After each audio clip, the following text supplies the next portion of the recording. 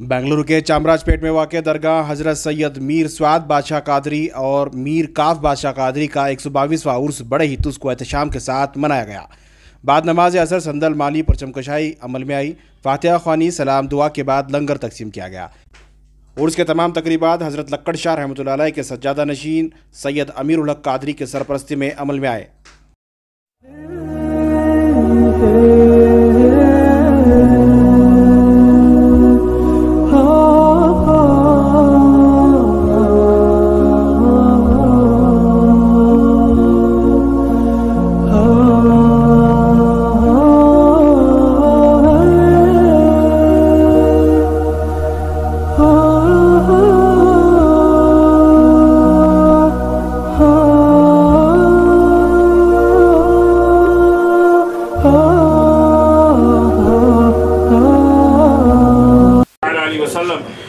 या रसूलुल्लाह सल्लल्लाहु अलैहि वसल्लम उन्जुरहालना या रसूलुल्लाह सल्लल्लाहु अलैहि वसल्लम इस्मा क़ालना इन्नना फी बहरि गम्मिन मग़रक़ुन इन्नना फी बहरि गम्मिन मग़रक़ुन खुद यदी सहिल लना अशक़ालना का दामन हुसैन का दामन हसनैन का दामन नारे तकबीर नारे रिसालत या रसूल सलाम अलैका या हबीब सलाम अलैका सलवात जारी सदा हो या नबी सलाम अलैका या रसूल सलाम अलैका या हबीब सलाम अलैका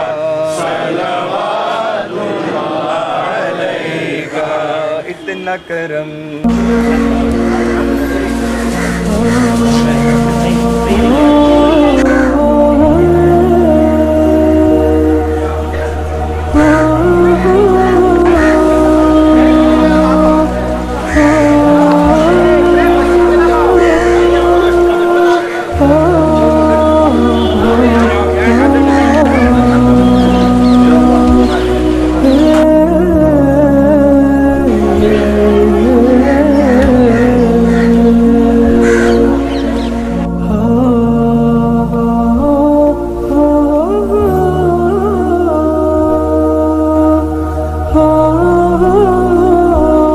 रहीम मैं सबसे पहले सरकार मदीना सल्लल्लाहु अलैहि वसल्लम का बहुत बड़ा अल्लाह और उसके रसूल का जो है बहुत बड़ा शुक्रगुज़ार हूँ। माशाल्लाह जो इस मुक़द्दस महीने में अब मुक़द्दस ख़ानदान में जो है माशाल्लाह मेरी जो है पैदावारी हुई माशाल्लाह अल्हम्दुलिल्लाह उसके मोहम्मद या रबी सल्लल्लाहु अलैहि वसल्लम के सदक़े तुफ़ैल से और तमाम आशिक़ान रसूल और मुहिब्बान रसूल और जो मेहमान जो बाहर से तशरीफ़ लेकर आकर हैं जो मुरीदीन हैं जो खलीफ़े हैं माशाल्लाह उन सब का तहे दिल से शुक्रगुज़ार हूँ जो आए और महफ़िल को रौनक अफरोज़ फरमा दी माशाल्लाह।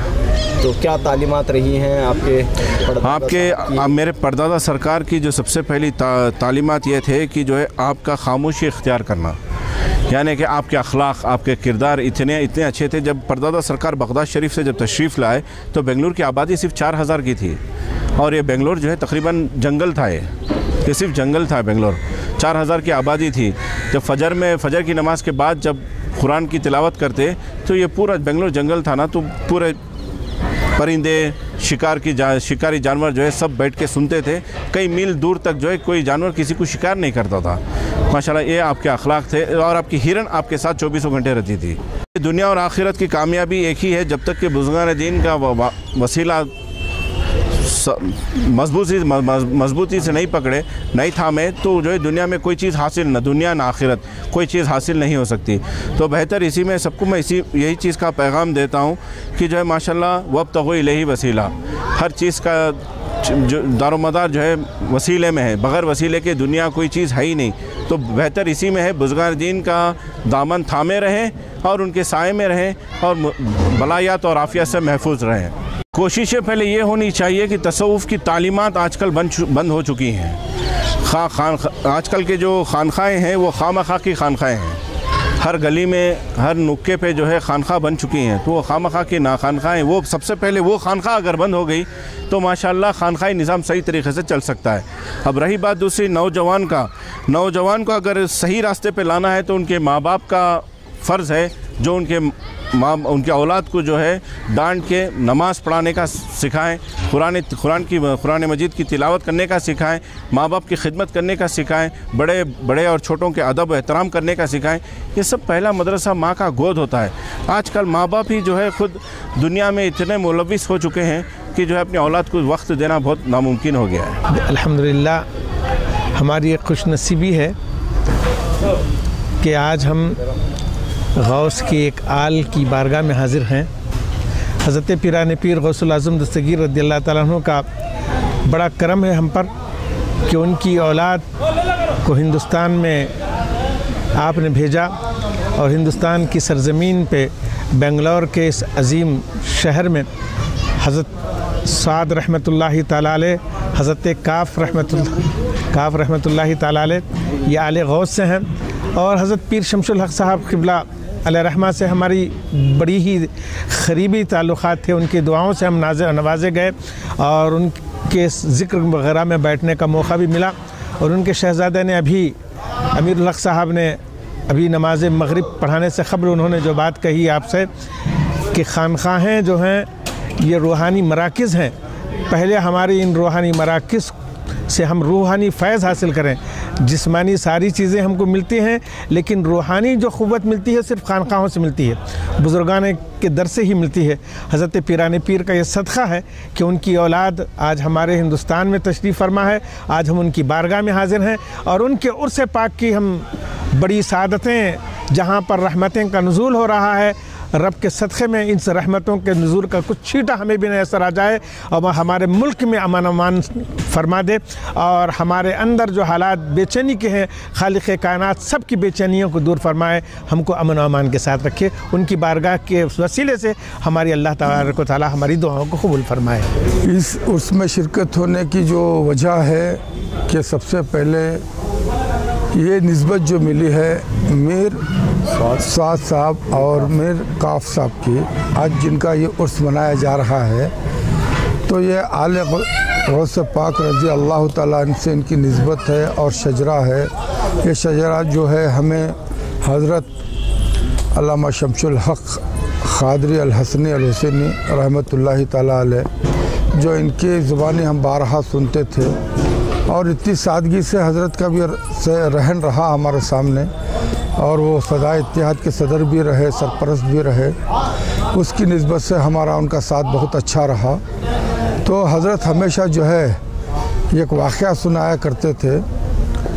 जो मीर साद साहब जो हैं इनके दौर की बात है, उस दौर में जो है मैसूर महाराजा के दीवान थे, उनकी एक लड़की थी, वो बरहाना रहती थी हमेशा एक कमरे में।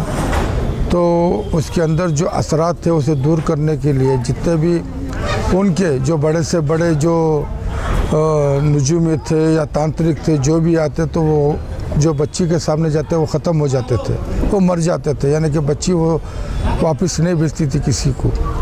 तो ऐसी हालत में बहुत परेशान थे। तो हज़रत साद साहब के सामने जब वो ज़िक्र आया तो ये जब गए जाकर के ये कहा कि उस लड़की को जब माँ से कहो जाके बोलो कि साद बुला रहा है। तो सब परेशान हो गए। ये तो लड़की के पास गए नहीं, कुछ नहीं, सिर्फ ये करे कि जाके कहो कि बुलवा रहे हैं।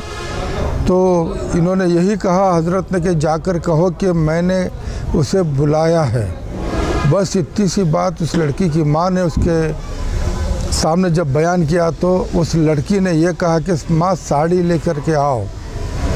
जैसे हज़रत की इस बुलावे के ऊपर उसने और दीवान भी परेशान हो गया और उसके बाद मैसूर महाराजा जो है वहाँ तक बात गई।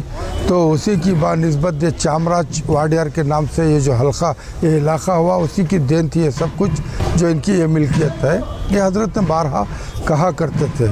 तो चामराज वाडियार के नाम से अब चामराजपेट रखा गया है और बहुत सारी बातें हैं। रहमतुल्लाह अलैह और मीर काफ रहमतुल्लाह अलैह के उस दोनों औलिया की एक वक्त में पुरुष की मुबारकबादी पेश करता हूँ। ये आले रसूल हैं, औलाद अली हैं और गौसे पाक की औलाद हैं। अल्हम्दुलिल्लाह हम सुना करते हैं कि नात के जितने बुज़ुर्ग हैं उनका ज़्यादा चर्चा लगता है।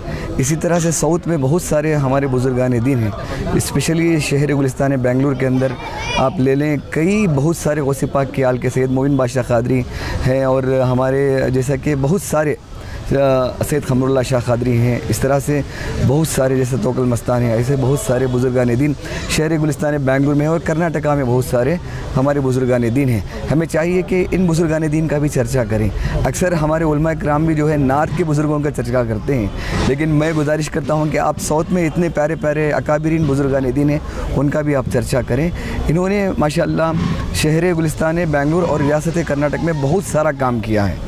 उन्होंने बहुत सारी किताबें लिखी हैं। अल्हम्दुलिल्लाह जब से हम देखते हैं कि ये खानवादा, ये खानखा जो है, इनका घर, ये आले रसूल औलाद अली गौसे पाक की औलादें हैं जिन्होंने बहुत अच्छा काम, इंसानियत को फ़रोग़ मिली है।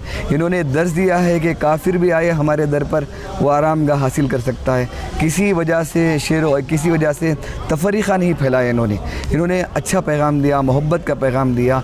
मैं गुजारिश करता हूँ कि जो आज आप देख रहे हैं कि उर्स एकदम सिंपल तरीके से उर्स हो रहा है, मैं चाहता हूँ कि खुराफात, उर्स में जो खुराफात होते हैं उन खुराफात को बचें, इसलिए कि अल्लाह के वलियों ने कभी भी खुराफात, नाच गानों से, इस तरह से कुछ भी उन्होंने ऐलान नहीं किया है। इसलिए हमें चाहिए कि उनके चर्चों को आम करें, उनके पैगाम कुछ आम करें, उनके घर के जो भी फैज़ान हमें मिला है उसको आम करें और बेहतरीन तरीके से उर्स मनाएं, ताकि उस उर्स में नमाज की भी पाबंदी रहे, शरीयत मुताहरा की भी पाबंदी रहे, लोग देखकर आपसे कन्विंस होकर आपकी तरफ आते रहें।